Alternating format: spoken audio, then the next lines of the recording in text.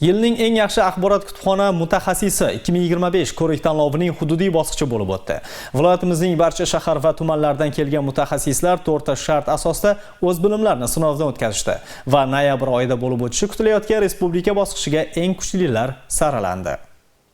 Sharof Rashidov nomidagi Jizzax viloyat axborot kutubxona markazida bo'lib o'tgan yilning eng yaxshi axborot kutubxona mutaxassisi 2025 ko'rik tanlovining ikkinchi bosqichi yuqori saviyada tashkil etildi.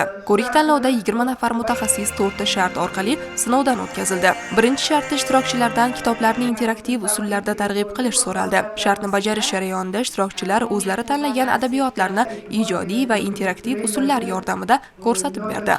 Ikkinchi shart esa bahrubayt. Qizg'in jarayonlar bilan kechgan bu shart ishtirokchilarning ijodiy bahs munozaralariga boy bo'lib o'tdi. Tadbir juda ham ko'tarinki ruhda davom etyapti.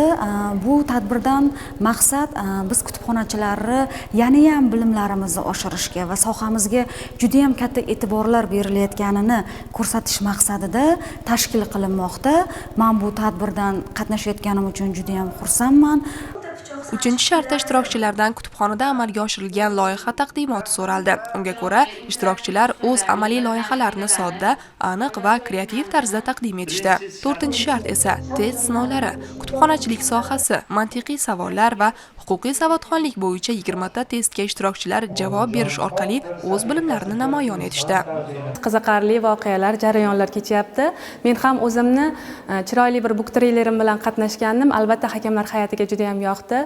Biz mana shu kutubxonachilik sohasida ishlash davomida o'zimizni ko'rsatishimiz, mana shu ko'rik tanlovda qilgan ishlarimiz, loyihalarimiz, targ'ibotlarimizni ko'rsatib beramiz va ular baholashadi.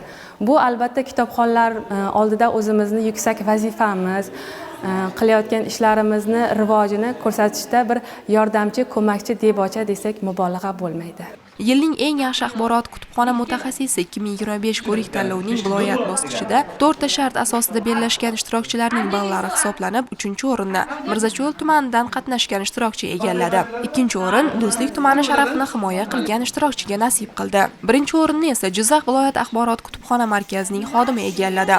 1-o'rin sohibi tanlovning 3-bosqichi, ya'ni respublika bosqichiga yo'llanmani qo'lga kiritdi. Ma'lumot o'rnida yilning eng yaxshi axborot kutubxona mutaxassisi 2025 ko'rik tanlovining respublika bosqichi noyabr oyida bo'lib o'tishi rejalashtirilgan.